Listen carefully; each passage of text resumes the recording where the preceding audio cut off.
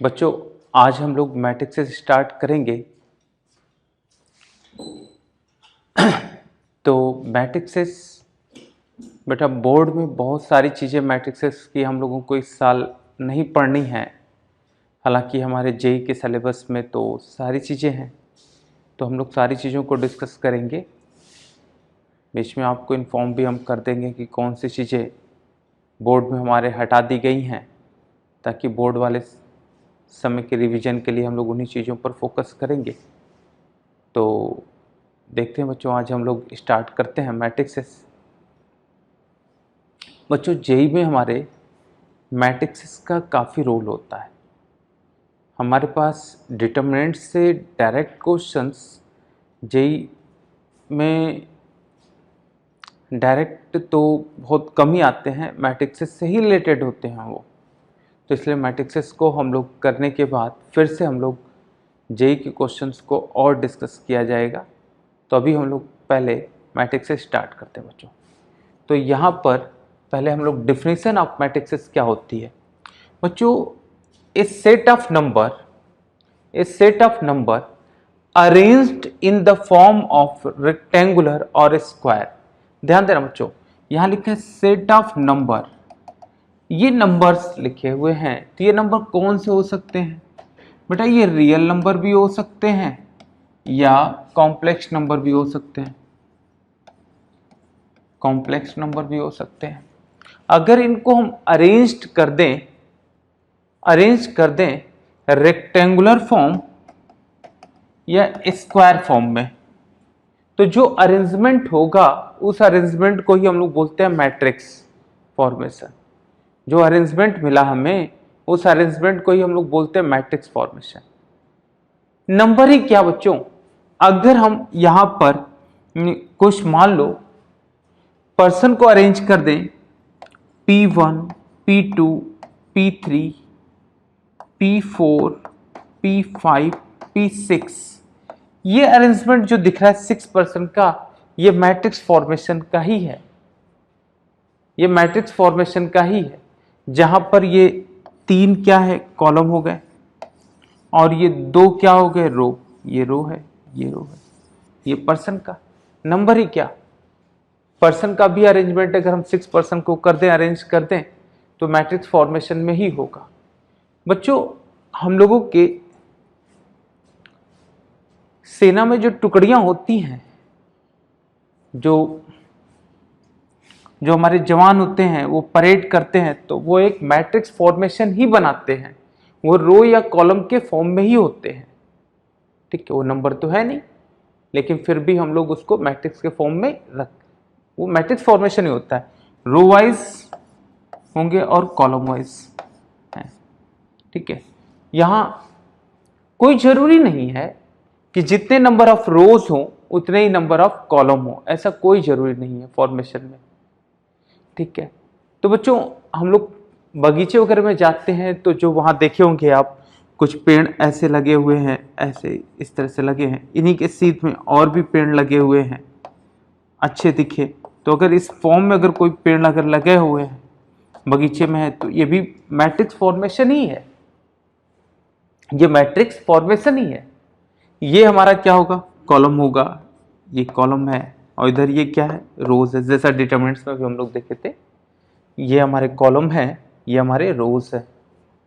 ठीक है, तो बच्चों मेनली हमें यहां पर है कि जो हम लोगों को जो पढ़ना है वो नंबर्स के लिए पढ़ना है। तो हम लोग नंबर्स की बात कर रहे हैं कि अगर set of numbers arranged in a rectangular और square form, this form is called matrix. तो जो जैसे बच्चों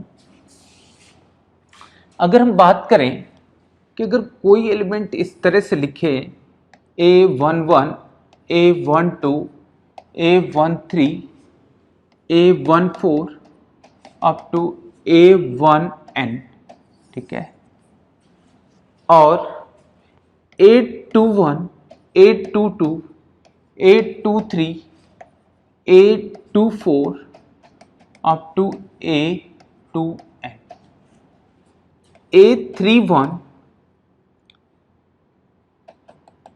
AM1, ऐसे यहां पर लिखिए AM2,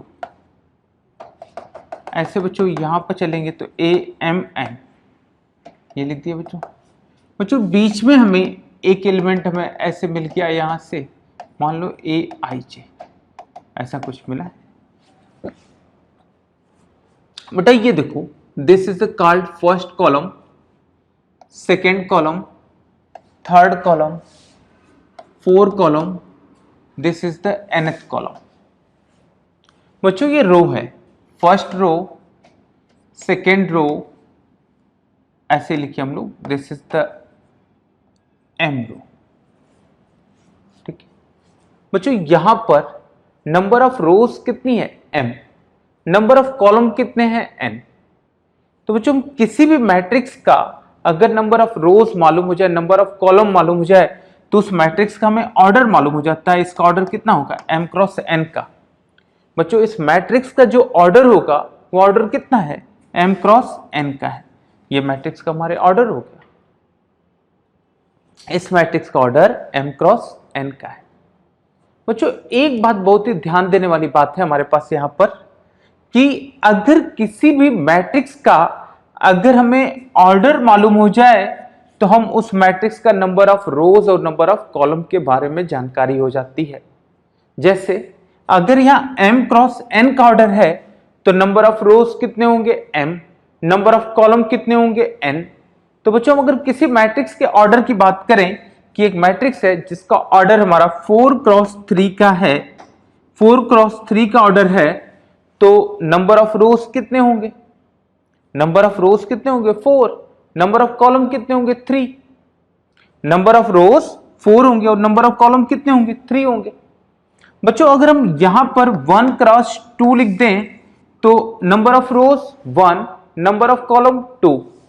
बच्चों इसको ऑर्डर को ऐसे नहीं बोल सकते this order is the 12 order नहीं होगा, हम 4 क्रॉस 3 ही बोलेंगे। 12 ऑर्डर बोल देने से हमें रोज और कॉलम के बारे में कोई जानकारी नहीं होगी। तो ये ध्यान रखना चाहिए। अब वापस आते हैं, अगर हमें ऑर्डर मालूम है तो नंबर ऑफ रोज और नंबर ऑफ कॉलम मालूम हो जाएगा। Number of rose number of column मालूम है तो हमें क्या मालूम हो जाएगा, ऑर्डर मालूम हो जाएगा। अब दूसरी चीज, अगर बच्चों ऑर्डर मालूम है तो हम मैट्रिक्स में नंबर ऑफ एलिमेंट कितने होंगे ये भी बता सकते हैं। जैसे अगर यहां 4 क्रॉस 3 का ऑर्डर है तो नंबर ऑफ एलिमेंट कितने होंगे 12 होंगे। लेकिन बच्चों अगर नंबर ऑफ एलिमेंट मालूम हो जाए तो मैट्रिक्स का एग्जैक्टली क्या ऑर्डर की हम बात कर रहे हैं यह कहना मुश्किल है, यह नहीं कह पाएंगे हम लोग। तो अभी देखेंगे हम लोग, अभी फिलहाल हम लोग इधर आते हैं। ये देखो क्या लिखा है, A11 का मतलब क्या होगा, A11 first row first column, जो पहला एलिमेंट होगा लोअर इंडिसेस का वो रो को इंडिकेट करेगा, जो दूसरा होगा वो कॉलम को इंडिकेट करेगा। तो ये क्या है, first row and first column का एलिमेंट है, फर्स्ट कॉलम का एलिमेंट। बच्चों अगर हम ऐसे ही लिख दें A12 तो this is the first row second column का एलिमेंट हो गया, ये फर्स्ट रो है और ये सेकेंड कॉलम का एलिमेंट हो गया। अगर बच्चों हम लिख दें A13 लिखें तो ये क्या हो गया, first row and third column का एलिमेंट हो गया। अगर ऐसे ही हम लोग लिखें A23 तो ये क्या बता रहा है, second row and third column का एलिमेंट, सेकेंड रो देखिए यहां पर और ये थर्ड कॉलम हो गया। अगर बच्चों ऐसे ही अगर हमें कोई भी एलिमेंट अगर इसमें लिख दिया जाए A97 क्या हो गया, ये this is the ninth row and seventh column, seventh column का एलिमेंट है। तो ऐसे ही बच्चों यहां पर देखिए एक एलिमेंट हमें लिखा है AIJ, ये क्या बता रहा है, AIJ this is denoted by, क्या डिनोट करेगा, this is the ith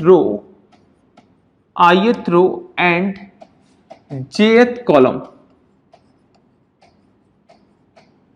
element of ith row and jth column का एलिमेंट है। किसी मैट्रिक्स के ith row and jth column का एलिमेंट है। ये ध्यान रखना बच्चों। बच्चों एक बात और ध्यान देनी हमारे बात कि इस मैट्रिक्स को मान लो हम ये ए मैट्रिक्स लिख दिए, इस ए मैट्रिक्स में नंबर ऑफ रोज कितने हैं, नंबर ऑफ रोज कितने m, नंबर ऑफ कॉलम कितने हैं n, तो order of the A matrix कितना हो गया m क्रॉस n का। तो बच्चों हम इस मैट्रिक्स का में अगर एक एलिमेंट ए आई जे लिखा है तो ये बता रहा है कि ith row and jth column का है। बच्चों इस पूरी इतनी बड़ी मैट्रिक्स को हम लोग ऐसे लिख सकते हैं, this is the A I J m cross n। A I जे इसका जो जनरल एक एलिमेंट है उसको यहां लिख दिए और बताया कि ए आई जे मतलब नंबर ऑफ रोज इसमें कितने हैं m, नंबर ऑफ कॉलम कितने हैं n।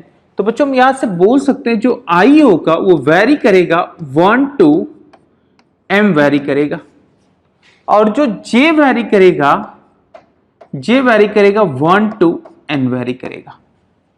तो बच्चों a मैट्रिक्स का अगर हमें ए आई जे लिख दिया जाए ऑर्डर m क्रॉस n का, तो हमें i वेरी कर रहा है 1 to m, j वेरी कर रहा है 1 to n। इनको हम लोग ध्यान रखेंगे बच्चों। अब हम कहीं भी अगर इस मैट्रिक्स की बात करें तो जो तुरंत आपके दिमाग में इस बड़ी वाले मैट्रिक्स का फिगर बनना चाहिए, हम इस मैट्रिक्स की बात करना चाहते हैं, ठीक है। तो अब देखिए बच्चों, अगर हम आपको दे दें एक मैट्रिक्स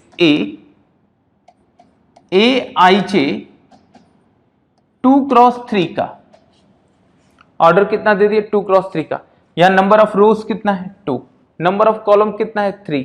बच्चों यहां पर आई वेरी करेगा हमारा 1 to 2, जे वेरी करेगा हमारा 1 to 3, जे वेरी करेगा 1 to 3। बच्चों अगर इस मैट्रिक्स के एलिमेंट की बात करें, अगर हम इस मैट्रिक्स के एलिमेंट को लिखना चाहें तो कितना होगा, आई की वैल्यू 1, A11, A12, A13, जे वेरी कर, फिर 821, 822, 823 ऐसे लिखती है हम लोग, दिस इज 2 क्रॉस 3 का। अगर बच्चों अगर ये मैट्रिक्स हम दिए तो इस मैट्रिक्स का मीनिंग ये रहा, ठीक है। अब एक बात और सुनेंगे बच्चों, जैसे यहां पर ऑर्डर मालूम हो गया तो हमें इस मैट्रिक्स में नंबर ऑफ एलिमेंट कितने हैं 6, 2 into 3 मल्टीप्लाई कर दिए कितना आ गया 6। अगर बच्चों हमें कोई ये बोले कि क्या ऐसी कोई मैट्रिक्स पॉसिबल है जिसमें नंबर ऑफ एलिमेंट 6 हो, नंबर ऑफ एलिमेंट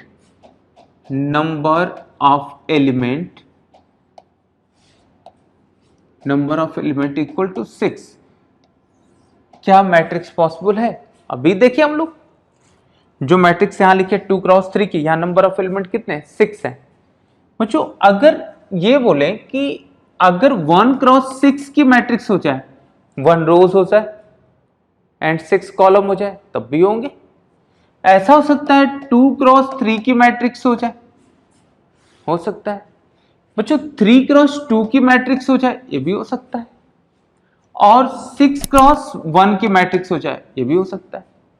मतलब अगर बच्चों किसी भी मैट्रिक्स में अगर हमें नंबर ऑफ एलिमेंट मालूम हो तो वो कितनी नंबर ऑफ मैट्रिक्स बनाई जा सकती, कितनी डिफरेंट मैट्रिक्सेस हो सकती हैं, नंबर ऑफ जिनके रोज और कॉलम होंगे तो कितने होंगे 4 होंगे, 1 2 3 4। तो बच्चों यहां तो हम लोग लिख दिए। तो क्या बच्चों अगर मान लो नंबर ऑफ एलिमेंट अगर मान लो 12 हो गए तो कितनी, अब मैट्रिक्सेस तो लिख ही सकते हो लेकिन कितनी नंबर ऑफ मैट्रिक्सेस होंगी, अब ये सवाल उठता है। तो कितने होंगे, 1 क्रॉस 12 वाले होंगे, 2 क्रॉस 6 वाले होंगे, 3 क्रॉस 4 वाले होंगे, 4 क्रॉस 3 होगा और 6 क्रॉस 2 होगा, 12 क्रॉस 1 होगा। तो बच्चों क्या यहां पर जैसे कितनी है 1 2 3 4 5 6 नंबर ऑफ 6 मैट्रिक्सेस हो गए। अगर मान लो नंबर ऑफ एलिमेंट अगर 13 दे दिया जाए, पूछा जाए नंबर ऑफ मैट्रिक्सेस कितनी पॉसिबल है, कितनी होंगी? 1 क्रॉस 13 और 13 क्रॉस 1 की मैट्रिक्सेस पॉसिबल है। ठीक है, ध्यान रखना इसको बच्चों। इसमें एक बात यह है कि अगर मान लो बहुत बड़ा नंबर दे दिया जाए और पूछा जाए कि नंबर ऑफ मैट्रिक्सेस कितनी होंगी, पूछा जा सकता है। तो बेटा अब पहले एक बार देखो, जैसे कि यहां पर पहले फर्स्ट केस में आते हैं हम लोग, ये सेकेंड लेते हैं, ये थर्ड है हमारा। अब फर्स्ट की बात कर रहे हैं, यहां पर देखो 6 है ना, 6 का फैक्टर लिखो, प्राइम फैक्टर, तो कितना आया 2 इंटू 3, प्राइम फैक्टर लिखना है हमें। तो 2 का एक्सपोनेंट कितना है 1, 3 का एक्सपोनेंट कितना है 1। तो यहां से बच्चों number of matrixes, number of matrixes कितनी होगी? जो 2 का एक्सपोनेंट है उसके साथ 1 ऐड कर दो, तो 1 प्लस 1, फिर इंटू 3 का एक्सपोनेंट है उसके साथ 1 ऐड कर लो, कितना हो गया 2 into 2, this is the 4 matrices आ गई, 4 मिले भी है। अब बच्चों सेकेंड की बात करते हैं। सेकेंड में कितना लिखा है 12 है, 12 को प्राइम फैक्टर 12 का लिख दो, तो 2 टू द पावर 2 इंटू 3। बच्चों यहां पर अगर हम नंबर ऑफ मैट्रिक्सेस लिखें कितना होगा? 2 का जो एक्सपोनेंट है कितना है 2 है, तो 2 प्लस 1 लिख लो। 3 का एक्सपोनेंट कितना है 1 है, तो 1 प्लस 1 लिख लो। तो बेटा ये 3 इंटू 2 कितना आ गया 6 आ गई मैट्रिक्सेस। ऐसे बच्चों अगर हम थर्ड में लिखें, अगर हम ये जो 13 लिखा है 13 का हम प्राइम फैक्टर कर दें 13, तो ये ओनली 13 मिलेगा, केवल 13 मिलेगा। 13 के पावर में कितना है 1 है, तो यहां से कितना हो गया नंबर ऑफ मैट्रिक्सेस कितना हो गया 1 plus 1, this is the 2 matrix, मिला भी है। इसका मतलब बच्चों हम लोग एक फॉर्मूला बना सकते हैं, अगर कोई भी बता दिया जाए कोई मैट्रिक्स है, number of element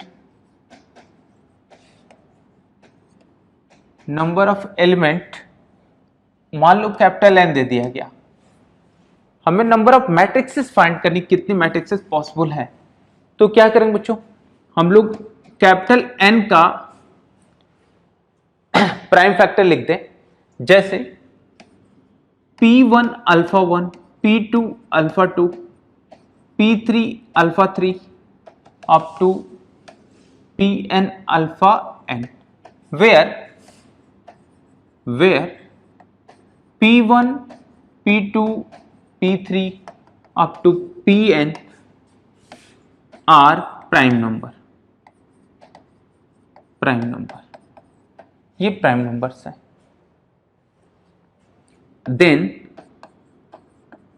number of matrixes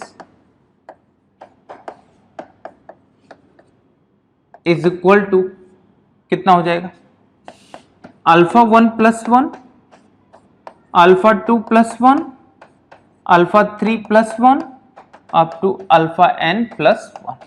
बच्चों इनको ध्यान रखना, ये हो गया। बच्चों ये तो हमें अगर ऑर्डर मालूम हो जाए तो कितनी मैट्रिक्सेस फाइंड की जा सकती ये हम लोग लिखें। अब बेटा एक बात आती है, कुछ चीजें हम लोग नोट करेंगे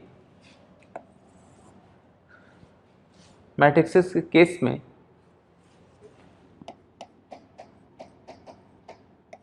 पहला symbol of matrixes, symbol of matrixes क्या होगा बच्चों? कुछ लोग मैट्रिक्सेस को ऐसे लिख देते हैं, सॉरी ऐसे, ये ए मैट्रिक्स है। कुछ लोग ऐसे भी लिखते हैं, कुछ लोग मैट्रिक्सेस को ऐसे लिखते हैं। बच्चों हम लोग जो नोटेशन यूज करेंगे जनरली इस नोटेशन को यूज करेंगे। हालांकि आप ऐसे भी लिखोगे तो गलत नहीं है, ऐसा भी लिखोगे तब भी गलत नहीं है, हम नोटेशन को ऐसे यूज करेंगे।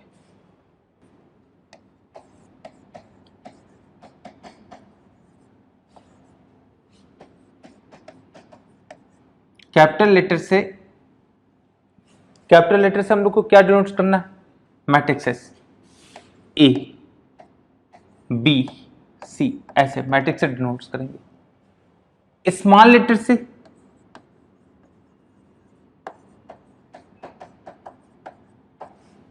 मैट्रिक्सेस के एलिमेंट्स को, ये मैट्रिक्स से डिनोट करेंगे, ठीक है। स्मॉल लेटर से एलिमेंट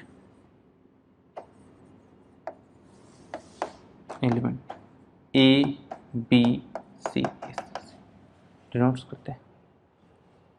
बच्चों तीसरी चीज, matrix has no value, matrix has no value, matrix की कोई वैल्यू नहीं होती, ध्यान रखना। मैट्रिक्स क्या है, एक अरेंजमेंट है, नंबर को अरेंज किया गया है, वो मैट्रिक्स है। मैट्रिक्स की कोई वैल्यू कभी भी नहीं निकाली जा सकती, इनको ध्यान रखना बच्चों। अब बच्चों जैसे अगर हमें एक मैट्रिक्स दे दी जाए ए आई जे, इसका ऑर्डर है 3x2 का, ठीक है, और हमसे बताया गया कि A I J is equal to 2i plus J के इक्वल है, तो मैट्रिक्स फॉर्म करिए। बच्चों यहां पर एलिमेंट लिखने के लिए एलिमेंट की डेफिनेशन है, एलिमेंट को डिफाइन कर दिया गया कि A I J 2i plus J के इक्वल होगा, ऐसा डिफाइन किया गया।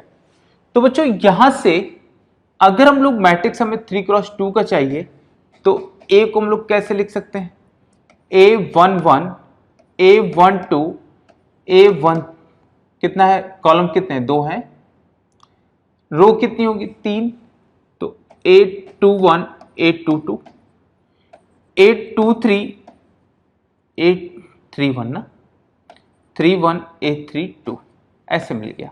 This is 3x2 order. बच्चों यहां पर हम लोग सारे एलिमेंट्स को फाइंड कर सकते हो आप। यहां से देखो A11 का मतलब क्या हो गया, i की जगह 1 j की जगह 1 पुट करो, कितना आएगा 3। A12 का मतलब i की जगह 1 j की जगह 2, तो 2 प्लस 2 कितना हो गया, 2 प्लस 2 कितना हो गया, 4 हो गया, 4 हो गया। फिर i की जगह में 2 लिखना है, j की जगह 1 लिखना है, 2 1 लिखा है, ये 2 1 4 1 कितना हो गया, 5 हो गया। 2 2 लिखना है, 4 हो जाएगा और 2 मिलके कितना हो गया, 6। 3 1 कितना हो गया, 6 और 1 कितना हो गया, 7। 3 2 6 प्लस 2 कितना हो गया, 8। यह आ गया 3x2 का। बच्चों इससे से हम लोग कोई भी नंबर्स को लिखा जा सकता है। जैसे अगर हम बोल दें एक मैट्रिक्सेस आपको लिखनी है ए आई जे 3x3 की, यहां क्या है, नंबर ऑफ रोज 3 है, नंबर ऑफ कॉलम भी 3 है। तो अब यहां से अगर हमें दिया जाए A I J, this is the I plus J if I is greater than equal to J. फिर लिखा गया I minus J if I is less than J. ध्यान रखना कैसे लिखा गया। पहले बच्चों हम लोग 3x3 की एक मैट्रिक्स लिख लेते हैं, A11 A12 A13 A21 A22 A23 A31 A32 A33 लिख दिया हम लोग। अब यहां से क्या किए, A को क्या करना है हमें, I plus J, A I J I plus J 1 1 add कर दिए, 1 1 ऐड किए, कितना हो गया, आई अगर इक्वल है जे के या आई बड़ा है, आई बड़ा कहां होगा, डायगोनल के बिलो, यही है ना, इधर नीचे। तो क्या करना है हमें, पहले तो डायगोनल वाले जहां आई और जे इक्वल, सॉरी आई और जे जहां इक्वल है उनको क्या करना है, ऐड करना है। तो इनको ऐड किए तो कितने हो गए, ये 2, यहाँ ऐड किए तो कितने हो गए 4, यहाँ ऐड किए तो कितने हो गए 6 हो गए। ठीक है, ऐसा लिखिए। अब बोला कि आई जहां बड़ा हो, देखो यहाँ बड़ा है 2 1 है तो आई बड़ा है, तो इनको ऐड करना है तो क्या लिखेंगे 3, यहां ऐड करो तो कितना हो जाएगा 4, यहां पर ऐड करोगे बच्चों तो कितना हो जाएगा 5।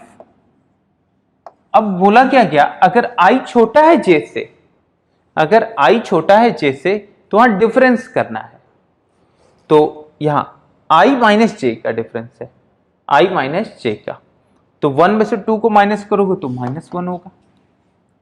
बच्चों 1 से 3 को माइनस करोगे तो -2 होगा, 2 से 3 को डिफरेंस करोगे तो -1 होगा। ऐसे लिख सकते हो, ये हो गया। अब तो बच्चों हम आपको कोई भी मैट्रिक्स दें तो आप उसको फाइंड कर सकते हो। तो बेटा एक मैट्रिक्स आप बनाना, ए मैट्रिक्स हमें फाइंड करना है ए आई जे 2 क्रॉस 3 की, जबकि ए आई जे के बारे में बताया गया this is the 2i by 3j, 2i by 3j।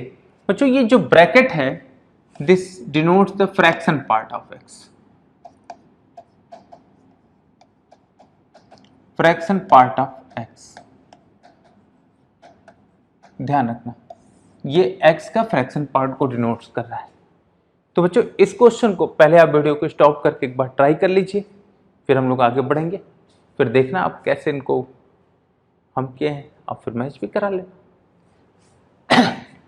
तो जो सबसे पहले तो हम लोग मैट्रिक्स को लिख लेंगे, क्या है A11 A12 A13 A21 A22 A23 matrixes हम लोग लिखे यहां पर। अब हमें बच्चों A11 की वैल्यू फाइंड करनी है, तो देखते हैं हम लोग। A11 I को 1 लिखना है, J को 1 लिखना है, तो बेटा कितना आ गया 2/3, दिख रहा है 2/3। फ्रैक्शन पार्ट 2/3 0 और 1 के बीच का नंबर है, हम लोग को पता है। फ्रैक्शन पार्ट x के इक्वल होगा if x is greater than 0 less than 1 हो। फ्रैक्शन पार्ट ऑफ x 0 होगा if x belongs to integer. ठीक है, ये ध्यान रखेंगे। तो बच्चों इसकी वैल्यू कितनी है 2/3 है। ऐसे ही अगर हम लोग A12 की वैल्यू फाइंड करें तो I की जगह 1 लिखना है 2 हो गया, 3 की जगह बच्चों क्या लिखना है 2 लिखना है तो 6 हो गया, तो दिस इज द 1/3 तो 1/3 आ जाएगा। बच्चों A13 लिखना है, I की जगह पर 1 लिखे तो 2, 3 लिखेंगे तो 9, दिस इज ए भी 1 से छोटा है तो 2/9 हो गया। अब बच्चों अगर हमें A21 लिखना है, I की जगह पर हमें क्या लिखना है 2, तो 4/3 इंटू 1 3 हो जाए, कितना हो गया बेटा ये दिस वैल्यू इज द 1 + 1/3। बच्चों हम लोग एक प्रॉपर्टी ऑफ फ्रैक्शन पार्ट की जानते हैं, I + x लिखा हो तो this is the fraction part of x where I belongs to integer. I अगर इंटीजर है, ध्यान रखना, तो यहां से बच्चों I हट जाएगा और हमारे पास 1/3 बचेगा, तो 1 this is the fraction part of 1/3, तो यहां से A21 की वैल्यू 1/3 हो गई। ऐसे ही बच्चों A22 की वैल्यू फाइंड करते हैं, I की जगह पर 2, J की जगह पर 2, तो 4 कितना हो गया 6, 4/6, तो दिस इज द 2/3 बाहर हो गया। A23 कितना हो जाएगा, 2 पुट कर देंगे तो 4 हो जाएगा, डिनोमिनेटर में 3 पुट करेंगे तो 3 इंटू 3 9 हो गया, 1 से छोटा है तो दिस इज द 4/9 हो गया। तो इसका मतलब क्या होगा बच्चों, जो हमें मैट्रिक्स फाइंड करना है वो मैट्रिक्स फाइनली होगी क्या, देखिए कितना मिला 2/3, 1/3, 2/9, फिर कितना है 1/3, 2/3 एंड 4/9। ये होगी बच्चों हमें 2x3 की मैट्रिक्स हमें फाइंड। ठीक है, ध्यान रखना। ऐसे इसमें बेटा अब बहुत सारे और भी क्वेश्चन आप कर सकते हो। ठीक है, हम लोग आगे बढ़ते हैं बच्चों। हम लोग कुछ टाइप ऑफ मैट्रिक्स लिखते हैं, मैट्रिक्स की टाइप क्या क्या होगी। ठीक है, और उनके बारे में हम लोग डिस्कस करेंगे अभी।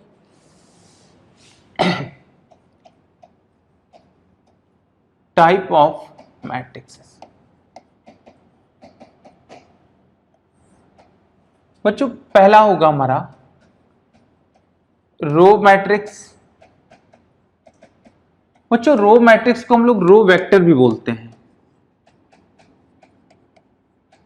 रो वेक्टर भी कुछ लोग बोलते हैं, तो इनको ध्यान रखना। बच्चों कोई भी मैट्रिक्स दे दी जाए Aij m क्रॉस n की, m क्रॉस n की कोई भी मैट्रिक्स दे दिया, आपको पता चला Aij m क्रॉस n लिखने का मतलब क्या हो गया, हम बड़ी वाली जो मैट्रिक्स है उसी मैट्रिक्स की हम बात कर रहे हैं। ठीक है, उसी मैट्रिक्स की बात कर रहे हैं, m क्रॉस n की मैट्रिक्स। अब बच्चों यहां पर if m is equal to 1, m is equal to 1, m की वैल्यू को 1 लिख दें, मतलब नंबर ऑफ 1 रोज, पूरे मैट्रिक्सेस में केवल एक रो मिले तो ऐसी मैट्रिक्स को हम लोग क्या बोलेंगे, रो मैट्रिक्स। ध्यान देना, अगर m की वैल्यू 1 हो जाए तो A इज इक्वल टू कैसा हो गया, Aij 1 क्रॉस n की मैट्रिक्स बन गई। तो इसका मतलब क्या हो गया, आई की वैल्यू तो फिक्स्ड है, जे वेरी करेगा कहां से कहां तक, आई फिक्स है, जे वेरी करेगा हमारा, जे 1 to n वेरी करेगा, और आई क्या हो गया, फिक्स हो गया। तो बच्चों ये A11 हो गया, A12 हो गया, A13 हो गया, अप टू A1n हो गया। This is the order 1 cross n का। ठीक है, row matrix has only 1 rows, row matrix में केवल एक रो होती है, इसको ध्यान रखना बच्चों। ऐसे ही बच्चों में मिलेगा कॉलम मैट्रिक्स।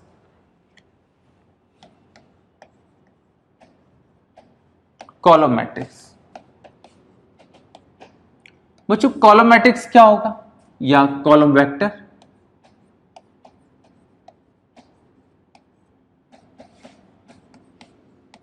कॉलम वेक्टर भी बोल सकते हैं इसको हम लोग। ध्यान रखना, फिर से हम बड़ी वाली मैट्रिक्स की बात कर रहे हैं, Aij m cross n if n is equal to 1, मतलब कॉलम मैट्रिक्स में नंबर ऑफ कॉलम केवल एक होगी। यहां पर बच्चों j की वैल्यू क्या हो गई, 1, बट i वेरी करेगा कहां से, 1 to m वेरी करेगा, मतलब a हमारे पास मिल गया Aij, ध्यान देना n कितना है 1, तो m क्रॉस 1 का हो गया। यहां पर i तो वेरी करेगा लेकिन j क्या हो गया, फिक्स्ड हो गया, 1 हो गया, फिक्स्ड है। तो ध्यान देना बच्चों, a को अगर हम लोग लिखेंगे A11 है, देखो j फिक्स हो गया 11 है, A21 है, A31 है, अप टू AM1 है। This is the m cross 1 का। ठीक है, इसको हम लोग बोलते हैं कॉलम मैट्रिक्स, मतलब ओनली 1 कॉलम मिलेगा। कॉलम मैट्रिक्स में क्या मिलेगा, ओनली 1 कॉलम, इसको याद रखेंगे बच्चों हम लोग। अब आगे देखेंगे बच्चों हम लोग rectangular matrix.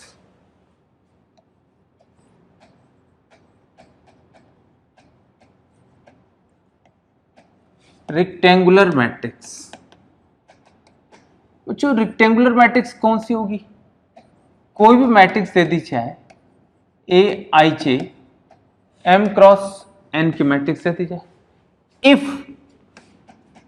If m is not equal to n, if m is not equal to n, m और n आपस में इक्वल नहीं है, m is not equal to n मतलब number of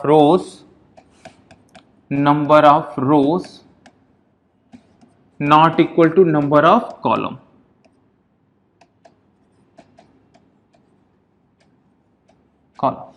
then matrix is called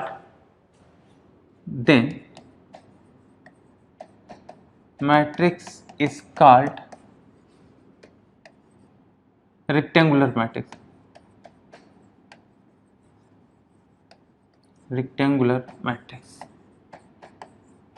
ठीक है बच्चों, जैसे A is equal to AIJ 3x2, ये एक रेक्टेंगुलर मैट्रिक्स है, यहां नंबर ऑफ रोज 3 है, नंबर ऑफ कॉलम 2 है, ध्यान रखना। Next square matrix.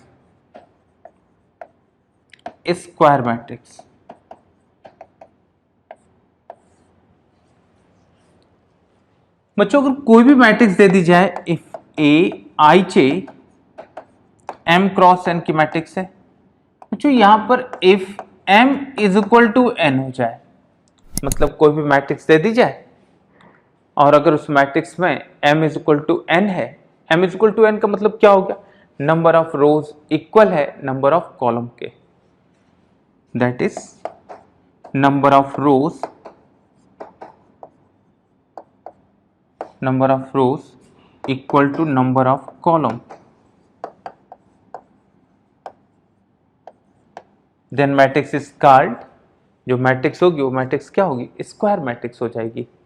अगर मैट्रिक्स में नंबर ऑफ रोज और नंबर ऑफ कॉलम इक्वल है तो मैट्रिक्स स्क्वायर मैट्रिक्स होगी।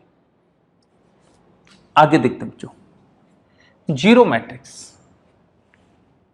नेक्स्ट है हमारा जीरो मैट्रिक्स। ध्यान देना बच्चों, अगर कोई भी मैट्रिक्स दे दी जाए AIJ m cross n, if AIJ is equal to 0 for all IJ की सारी वैल्यू के लिए AIJ 0 हो जाए।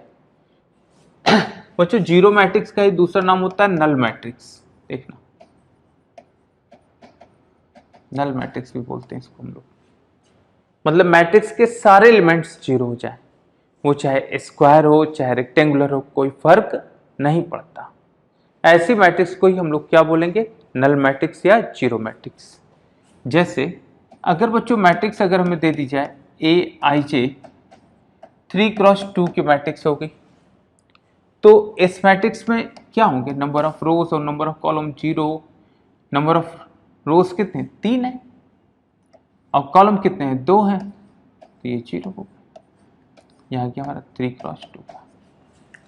ऐसा भी हो सकता है ए मैट्रिक्स हमें लिखनी हो जीरो मैट्रिक्स AIJ 3x3 की जीरो मैट्रिक्स, क्या होगा, सारे एलिमेंट 0 होंगे, नंबर ऑफ रोज भी 3 होगा, नंबर ऑफ कॉलम भी 3 होगा।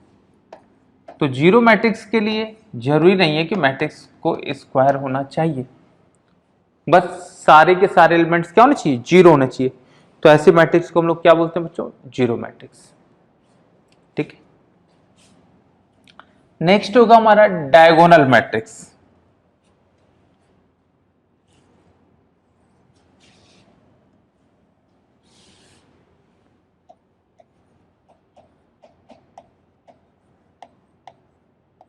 डायगोनल मैट्रिक्स जो ध्यान से देखना, डायगोनल मैट्रिक्स बच्चों कोई भी मैट्रिक्स दे दी जाए AIJ, इस मैट्रिक्स का ऑर्डर m क्रॉस n का है। बच्चों डायगोनल मैट्रिक्स के लिए फर्स्ट कंडीशन तो ये है कि मैट्रिक्स को स्क्वायर होना चाहिए, m is equal to n होना चाहिए। बच्चों दूसरी कंडीशन है एलिमेंट को लेकर AIJ, ठीक है, मैट्रिक्स क्या होनी चाहिए, स्क्वायर होनी चाहिए।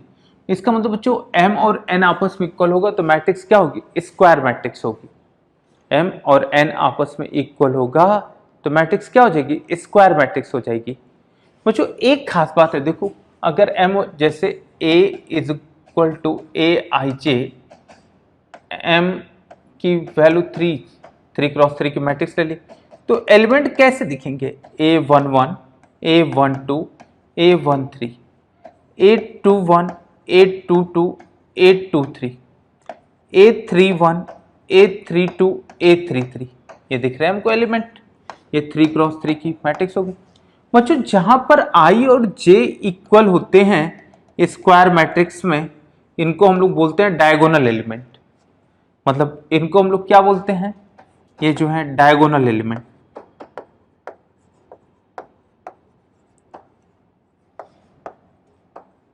Diagonal element. और जो ये बाहर वाले हैं ना, ये 3 और ये 3, this is called non diagonal element. बच्चों ये डायगोनल, ये जो डायगोनल हमारा है, इस डायगोनल को प्रिंसिपल डायगोनल भी बोलते हैं।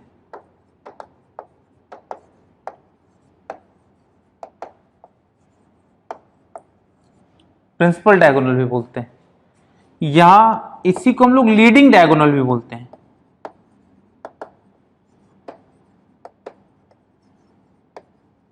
इनको ध्यान रखना बच्चों, इनको हम लोग लीडिंग डायगोनल भी बोलते हैं।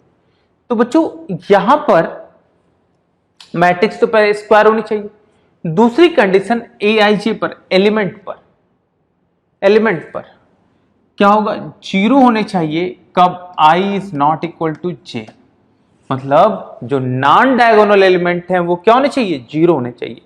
दिस इज, ये सारे एलिमेंट्स क्या हैं, नॉन डायगोनल एलिमेंट हैं।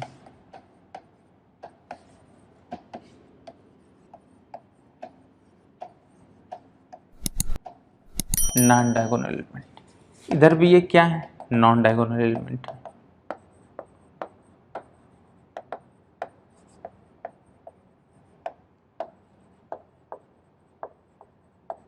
नॉन डायगोनल मतलब बच्चों ये हमारे क्या है, नॉन डायगोनल एलिमेंट जो लिखे। कब है, आई और जे जहां पर इक्वल नहीं है तो उनकी वैल्यू क्या होनी चाहिए, 0 होनी चाहिए। ठीक है, इनको याद रखिए।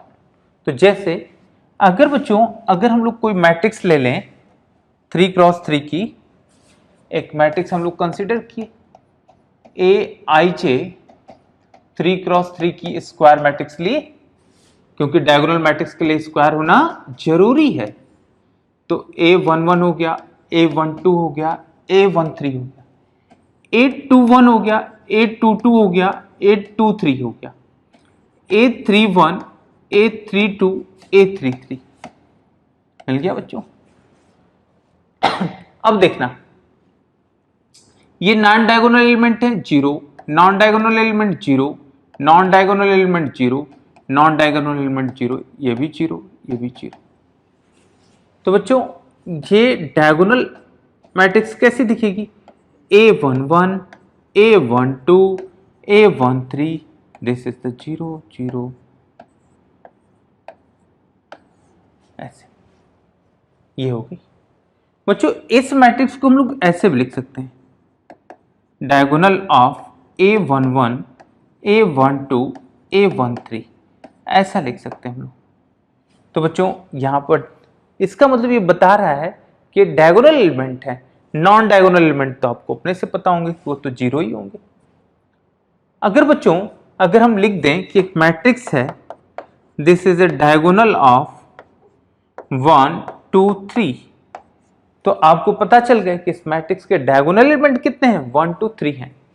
मतलब इस मैट्रिक्स को अगर हम लिखना चाहें तो कैसे होगा, 1 होगा, 2 होगा, 3 होगा, और ये नॉन डायगोनल एलिमेंट्स कैसे होंगे, 0 0 0। दिस इज 3 क्रॉस 3 की एक स्क्वायर मैट्रिक्स होगी बच्चों, इनको लिखा जा सकता है। ऐसे ही आप जो है कोई भी दूसरे मैट्रिक्स को भी लिख सकते हो, कोई भी ऑर्डर का।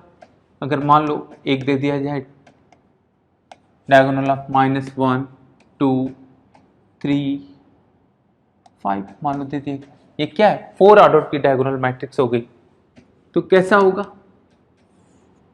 -1 0 0 0 0 2 0 0 0 0 3 0 0 0 0 5।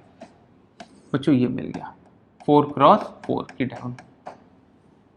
ये एलिमेंट को देखकर ही हम लोग नंबर ऑफ डायगोनल, 4 एलिमेंट लिखे हैं यहाँ पर, तो हम समझ जाएंगे 4 क्रॉस 4 क्या है। ठीक है, ये हो गया बच्चों डायगोनल मैट्रिक्स।